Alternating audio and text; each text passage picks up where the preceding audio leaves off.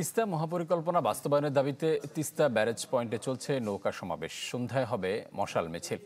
এ নিয়ে আরো জানাতে এই মুহূর্তে আমাদের সাথে যুক্ত হচ্ছেন সহকর্মী ফখরুল শাহিন। যাচ্ছি তার কাছে। ফখরুল,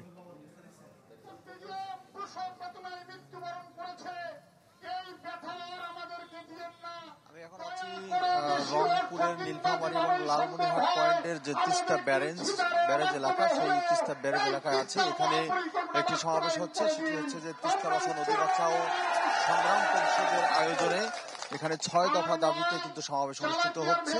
তাদের প্রধান যে দাবি সেটি হচ্ছে যে তিস্তা মহাপরিকল্পনা, এটি আসলে দীর্ঘদিনের দাবি। এটি ডিসেম্বরের মধ্যে যেন এই মহাপরিকল্পনার কাজ শুরু হয়, সেই দাবিতে কিন্তু এই সংগঠনের পক্ষ থেকে সমাবেশ করা হচ্ছে। এবং সন্ধ্যায় যে কর্মসূচি নেওয়া হয়েছে সেখানে শতাধিক নৌকায় তারা মোমবাতি মশাল প্রজ্বলন করে তারা একটি বিক্ষোভ করবেন এবং সেটি কিন্তু তিস্তা নদীর উপরে নৌকা চলবে এবং সেখানে এই বিক্ষোভটি হবে।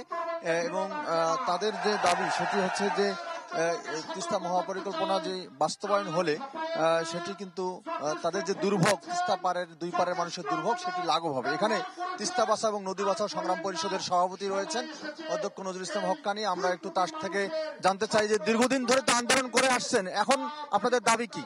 এখন হচ্ছে আমাদের আন্দোলনের ধারাবাহিকতা। এই সরকার পাওয়ার চায়নার সঙ্গে সমস্ত সমীক্ষা চূড়ান্ত করেছেন, করে বলেছেন তারা এটা 12,000 কোটি টাকার ব্যয় হবে, 10 বছর মেয়াদী প্রোগ্রাম।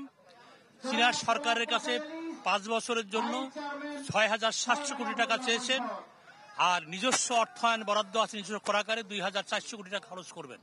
আমাদের কথা হচ্ছে এই সরকার বলেছেন যে জানুয়ারি মাসে শুরু করবেন। আমরা বলছি নির্বাচনী তফসিল ঘোষণার আগেই ডিসেম্বরে যে টাকাটা আপনারা নিজস্ব কোষাগার থেকে দেওয়ার কথা 2,400 কোটি টাকা। ধন্যবাদ। আমরা বুঝতে পেরেছি যে সরকারের নিজস্ব কোষাগার থেকে হলেও, অর্থাৎ নিজস্ব অর্থায়নে হলেও তারা চাচ্ছেন যে তিস্তা মহাপরিকল্পনার কাজ যেন দ্রুত শুরু হয়। তো এই ছিল এখানকার সর্বশেষ। ফখরুল, আপনাকে অসংখ্য ধন্যবাদ। দর্শক, তিস্তা মহাপরিকল্পনা বাস্তবায়নের দাবিতে চলা নৌকার সমাবেশের বিষয়ে জানাচ্ছিলেন সহকর্মী ফখরুল শাহিন।